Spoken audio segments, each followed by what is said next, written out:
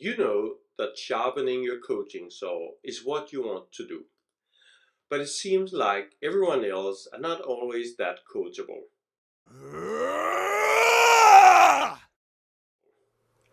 This video is about how your new coach companion, this program, will help you to make your impact as a coach.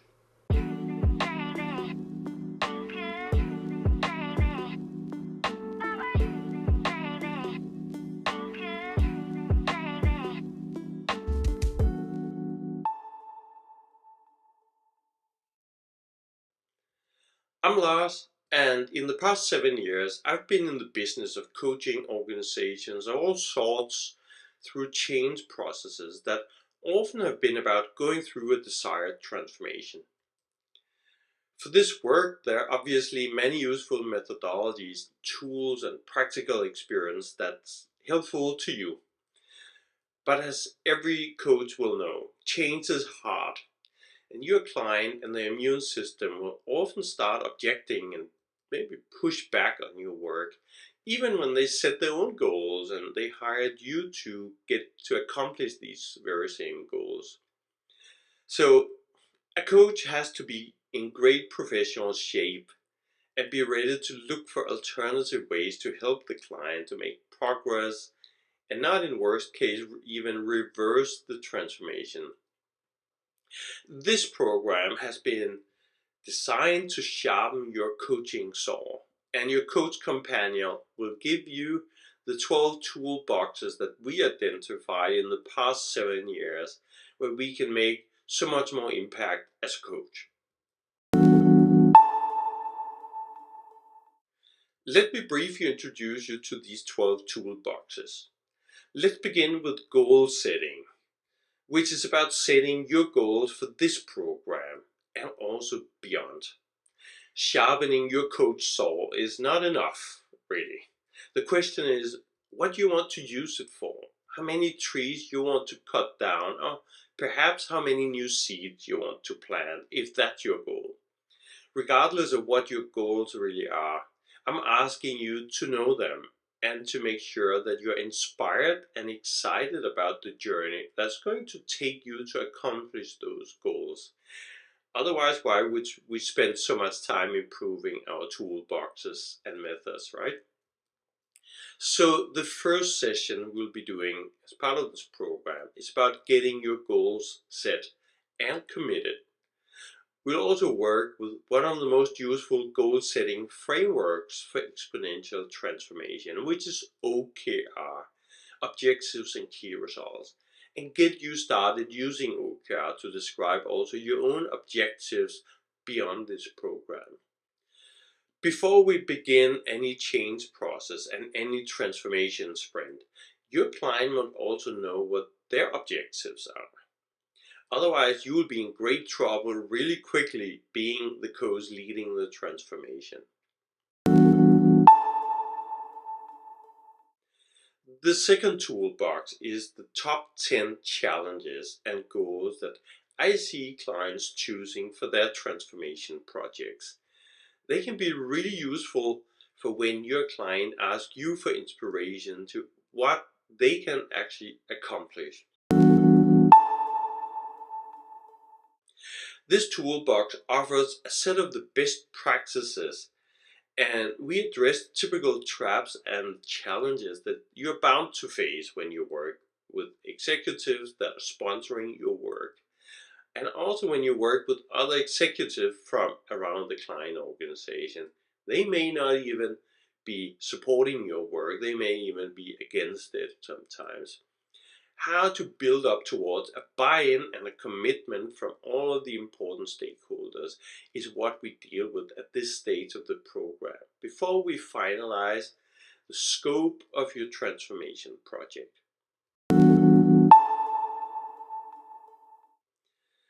Now we have goals agreed, alignment with the stakeholders, and it's time to design or adjust the process that will get us there. Forget about waterfall methodologies here. You are going to constantly measure and implement changes to the process, sometimes minor, sometimes major changes. But what seems to be the best initial plan for your transformation project? You got to start planning for accomplishing the goals that we set earlier on. We dive into this in this toolbox. In the exploration and research phase, we finally got the actual sprint started. Have you ever done these first sprint modules thinking that the findings that sprint teams are presenting to you are not even scratching the surface of what's really going to matter in this world, and is not even close to what they should know about? If so, then you will continue the rest of your sprint with this red flag on your dashboard. So how do you help your sprint teams explore, research, and learn much more, much faster? In the exploration and research toolbox, there's a lot that you can bring to that table. Moonshot thinking ideation seems to be easy. Or at least ideation is easy. I actually never met a sprint team that couldn't generate at least 100 ideas in a few days, even in a few hours. No matter how hard they felt it would be, they could still do it. People love being allowed to unfold their creativity, but how do we really take the ideation into true moonshot type of ideas? And why would we even want to do that? And how do we keep our stakeholders interested when they need to deliver on 10% improvements in their businesses? That's what they're being measured on, and you're talking about 10x. Is there a gap here? Are we doing the wrong thing with this project? Let's role play this during the program here and get some immediately implementable scripts and tools that you can use to get your teams to the moon and back again. Just like with the exploration, research, and moonshot ideation, we expect 10x outcome rather than 10%. Not doing your experimentation properly is like cheating in the parachute packing class.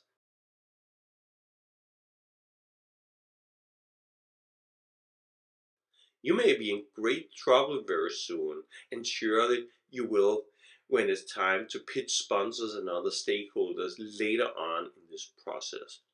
We dive into ways where you can do 10x better experimentation to build your future decisions on. The Disrupt workshop is one of the most defining and mindset changing moments in an EXO sprint. Some teams come energized and seemingly validated out of that experience, while many others come out disillusioned, having just been ripped apart by disruptors who then apparently failed to help the teams put their presented initiatives back together in new ways. What will you really do as a coach when you meet your team right after that disruptive experience? This is also your most defining moment in adding value to your team and their continued sprint work.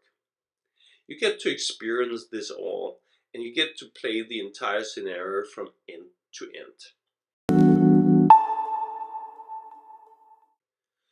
Prototyping is what some do for a living. Many teams happen to have someone who is a master prototyper, which makes life a lot easier for you and surely for your team. You may think that you can help your team, but sometimes someone will leave your prototyping advice behind in the dust. Some clients actually teach us about how to do this exponentially better, or at least 25% more effectively. Let's learn how so you can start out being at least 25% better at helping your team through prototyping. The pitch coaching is a discipline in itself, and it does not have to be your specialty at all. If it is, We're going to learn a ton from you in our joint preparations for a pitch. We're going to look at what expert pitch coaches recommend any team to do when they prepare to pitch. Your Coach Companion program here has been modifying some of that advice slightly to help it work even better in an EXO context. This is yet another toolbox that you definitely are going to find helpful. With your transformation project now well completed, the real transformation work is about to begin. A sprint does have an end, but it's only the start of a longer journey where you need to identify what to be working on, where to invest, and apply the resources accordingly. Make sure a sprint does not end without everyone understanding their capabilities, the opportunities, their own limitations, and the 10x impact they can make by thinking along the lines of abundance. Use evaluation as a key tool throughout your transformation sprint to keep learning about your client and how they can best implement. We work with really important tools that any coach should at least try. Make yourself a key part of the work that follows the sprint itself. The sprint always marks only the beginning of a process. It's where priorities and decisions are made. But what's actually going to be the real world work that happens after your transformation sprint, and how can you be part of it? We're going to look at some options that have worked really well for others.